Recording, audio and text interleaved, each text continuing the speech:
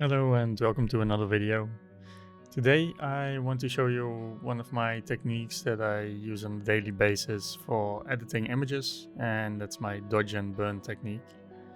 I picked this one up years ago and I use it every day almost, so I thought why not show it to you. It's very useful, and as mentioned I use it very frequently. Um, when you see me drawing, I'm working down here on the Huey on uh, yeah, pen display tablet thingy, and I have my uh, video recording set up on the main screen, so I'm looking down when I'm working on this. Yeah, it's a non-destructive way of dodging and burning. So this means that you don't destroy the image or bake it into the image, and you can always adjust that layer. Now, the cat's always interested when I start my recording because I'm talking to a camera. So yeah, let's hope she stays over there. But yeah, what you're looking at now is a image I recently took of my wife in the garage next door here. Or my studio, so to say. This image is already finished, so normally I wouldn't change it any other way, but for demonstration purposes I will add some more dodging and burning on the highlights and shadows, so to show you this technique. Now, to start off, we are first going to create a new layer, and then I'm going to hide the image. I'm going to use the paint bucket to fill this whole layer, and I'm going to pick a neutral gray.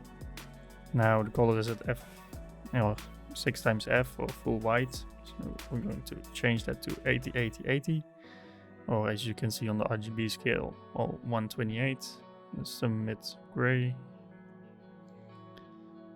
Fill the whole layer. I'm going to unhide the image, and we're going to set this new layer. I will name it to DB for dodge and burn first. Then that new layer we're going to set to overlay. And as you can see now, it seems to have disappeared. That's because the gray is in the middle and you won't see it. So now for the color, I'm going to use the picker to set it to full black and full white. And now you can use any tool that manipulates or adds or subtracts color, if it's on the grayscale, so from black to white. So you can use gradients and all these things. You can also use it on this layer, as long as it's in the black and white range. So that might be useful. For me, I'm going to use the brush now to show you this technique. And let's increase this brush a bit.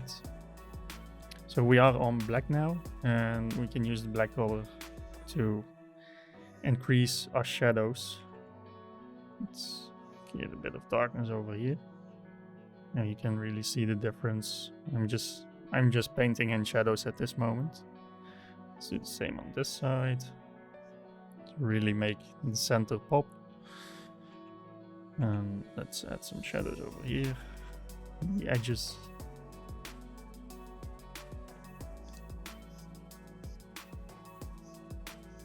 Let's make the hair a bit darker, why not? Accentuated eyebrows. Follow all the shadow lines in here.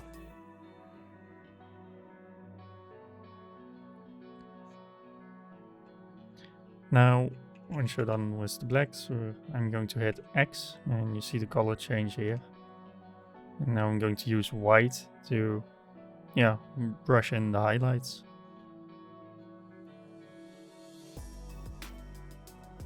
So you can just play and adjust your highlights and shadows all in one layer, one dodge and burn layer. And as mentioned, I use this technique on nearly every edit. It's really useful.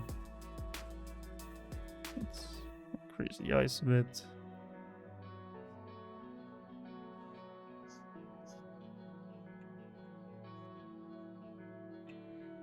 And I think that's enough.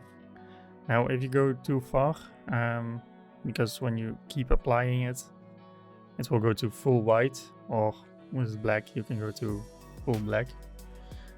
But yeah, then you ruined it. But you can also take a look at the histogram up here. As soon as you apply it, let's keep going.